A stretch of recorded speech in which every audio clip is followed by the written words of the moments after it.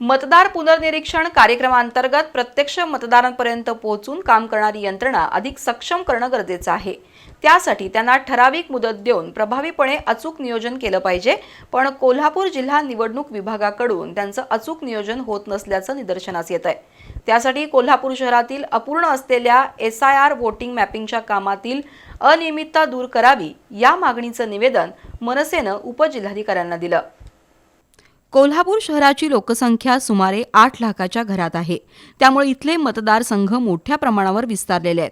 या मतदारसंघात निवडणूक विभागाकडून सध्या SRIची प्रक्रिया राबवली जाते।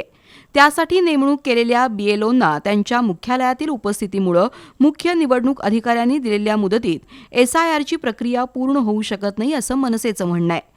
कोल्हापूर शहरातील लोकसंख्येच्या तुलनेत मतदार यादी मॅपिंगचं काम केवळ 60% पूर्ण झालंय। उर्वरित 40% मॅपिंगचं काम पूर्ण करण्यासाठी केवळ 3 दिवसांचा कालावधी राहिलाय। या कालावधीत 40% मॅपिंगचं काम पूर्ण होणार नसल्यानं सुमारे 40% मतदारांना मतदानापासून वंचित राहण्याची शक्यता आहे। त्यामुळे उर्वरित मॅपिंगचं काम पूर्ण करण्यासाठी 90 दिवसांची मुदतवाढ द्यावी अशी मागणी मनसेनं निवडणूक उपजिल्हाधिकाऱ्यांकडे निवेदनाद्वारे केली आहे। एका BLOंना एकाच घरात पाठवून मॅपिंगचं काम पूर्ण करण्याचे निर्देश द्यावेत, तसंच स्थलांतरित मतदारांच्या बाबतीतही योग्य निर्णय घ्यावा असंही या निवेदनात म्हटलंय।